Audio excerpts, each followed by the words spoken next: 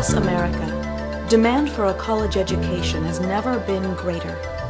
A recent poll by Public Agenda found nearly double the percentage of Americans today versus 8 years ago believe a college education is essential. You want to succeed in life, you pretty much need to go and get a college education nowadays.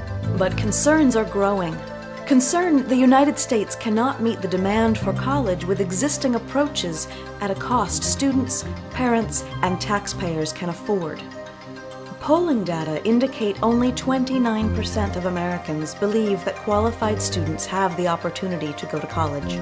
Meanwhile, more than half of those surveyed believe colleges could spend less and still provide a high-quality education. At state colleges and universities, costs have climbed a whopping 440% since the 1980s, meaning young people today have more roadblocks to a degree than their parents ever had.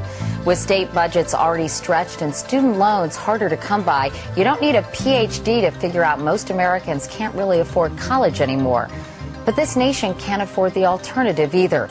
A generation lacking the skills and savvy to keep the engine of progress humming well into the new millennium. In his first congressional speech, President Obama said the country needs to graduate many more students within existing resources. So tonight I ask every American to commit to at least 1 year or more of higher education or career training.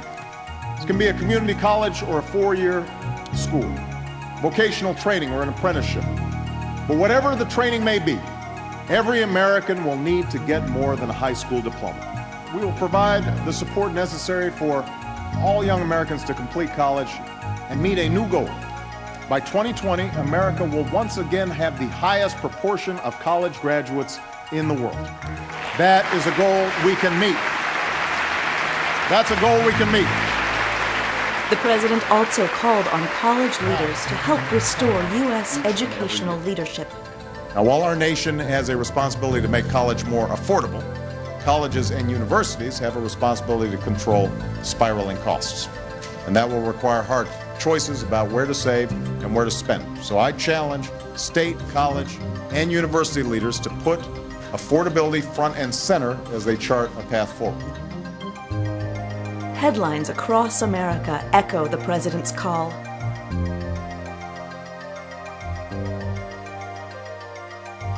Governors and legislators, both Democrats and Republicans, are responding.